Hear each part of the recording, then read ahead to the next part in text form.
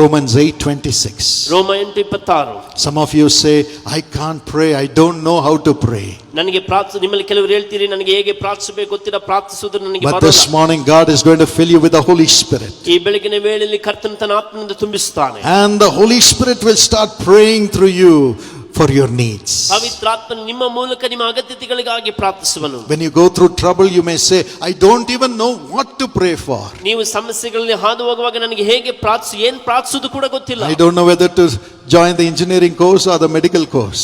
ಅಂದ್ರೆ engineering course ಸೇರಬೇಕಾ, medical course ಸೇರಬೇಕಾ, or agriculture, ಅಥವಾ ಅಗ್ರಿಕಲ್ಚರ್ or ಸೇರಬೇಕಾ, design, ಅಥವಾ ಡಿಸೈನಿಂಗ್ ಸೇರಬೇಕಾ. God knows.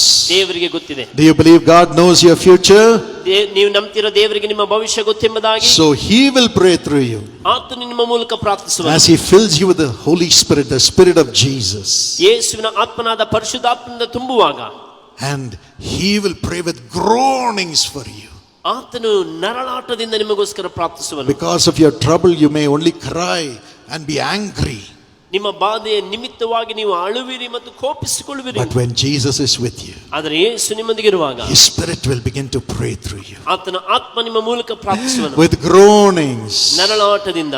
Because he knows the will of God for your future. ಯಾಕೆಂದ್ರೆ ನಿಮ್ಮ ಭವಿಷ್ಯಕ್ಕಾಗಿರುವ ದೇವರ ಚಿತ್ತ ಆತನಿಗೆ ಗೊತ್ತಿದೆ. And a great peace will come into you. ದೊಡ್ಡ ಸಮಾಧಾನ ನಿಮ್ಮೊಳಗೆ ಬರುವುದು. You will receive your miracle. ನೀವು ನಿಮ್ಮ ಅದ್ಭುತವನ್ನು ಹೊಂದಿಕೊಳ್ಳುವಿರಿ. Today you are going to go back with the Spirit of Jesus. ಇವತ್ತು ನೀವು ಯೇಸುವಿನ ಆತ್ಮನೊಂದಿಗೆ ಹೋಗುವಿರಿ. God is going to fill you right now. ದೇವರು ತನ್ನ ಆತ್ಮನಿಂದ ತುಂಬಿಸುತ್ತಾನೆ. The Spirit of God will begin to pray through you. ದೇವರ ಆತ್ಮನು ನಿಮ್ಮ ಮೂಲಕ ಪ್ರಾರ್ಥಿಸುವನು.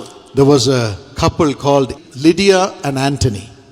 ಲಿಡಿಯಾ ಮತ್ತು ಆಂಟೋನಿ ಎಂಬ ದಂಪತಿಗಳಿದ್ದರು. They had 2 sons. ಅವರಿಗೆ 2 ಗಂಡು ಮಕ್ಕಳಿದ್ದರು. And both the husband and wife were working.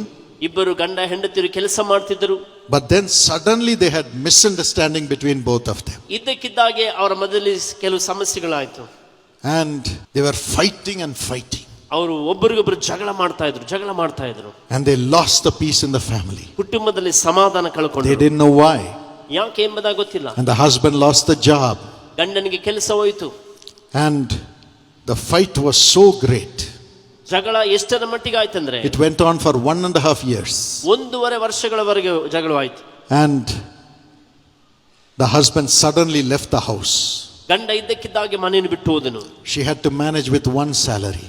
ಒಂದು ಸಂಬಳದೊಂದಿಗೆ ಆಕೆ ಎಲ್ಲವನ್ನೂ ನಿಭಾಯಿಸಬೇಕಾಯಿತು. Financially troubled. ಹಣಕಾಸಿನಲ್ಲಿ ಬಹಳಷ್ಟು ಸಮಸ್ಯೆ. Finally she said, why should I live? ಕೊನೆಯದಾಗಿ ಆಕೆ ಹೇಳಿದ, ಯಾಕೆ ನಾನು ಜೀವಿಸಬೇಕು? Let me die. ನಾನು ಸಾಯ್ತೇನೆ. She looked at the picture of Jesus in the house. ಮನೆಯಲ್ಲಿದ್ದ ಯೇಸುವಿನ ಚಿತ್ರವನ್ನು ನೋಡಿದಳು. Said, Jesus, ಹೇಳಿದ, ಯೇಸುವೇ, I'm going to die this evening. ಈ ಸಂಜೆ ನಾನು ಸಾಯಲಿಕ್ಕಿದ್ದೇನೆ. Take care of my son. ನನ್ನ ಮಗನನ್ನು ನೋಡಿಕೋ. My son is so young, take care of him.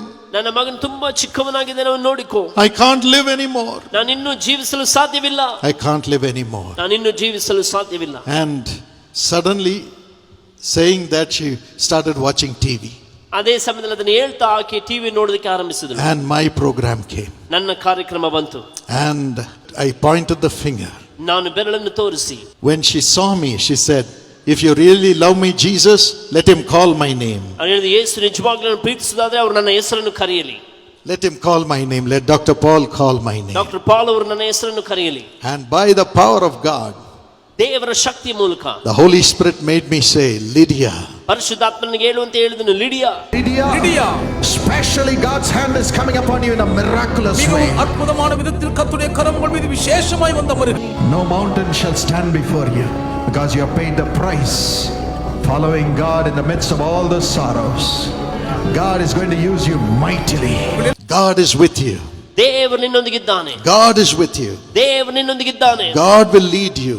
ದೇವರು ನಿನ್ನ ನಡೆಸುತ್ತಾನೆ. Cast away your worries. ನಿನ್ನ ಎಲ್ಲ ಚಿಂತೆಯನ್ನು ಹಾಕು. God will surely make you live. ಕರ್ತನು ಖಂಡಿತ ನೀನು ಜೀವಿಸುವಂತೆ ಮಾಡ್ತಾನೆ. Praise God. ದೇವರಿಗೆ ಸ್ತೋತ್ರ. You know, these programs are sometimes recorded months before. ನಿಮಗೆ ಗೊತ್ತಾ, ಈ ಕಾರ್ಯಕ್ರಮಗಳು ತಿಂಗಳುಗಳ ಹಿಂದೆ ಚಿತ್ರೀಕರಣವಾಗುತ್ತವೆ. Correctly it comes on a day when she is challenging God and God is answering her.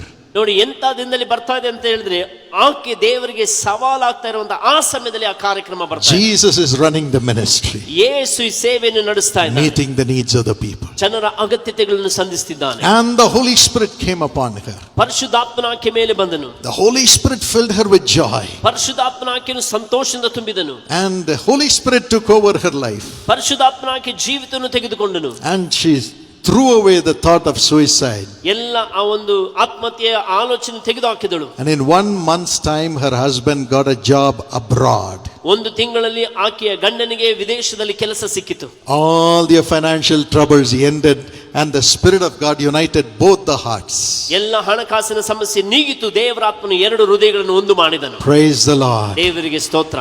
And they joined the family blessing plan and the young partner plan for their son.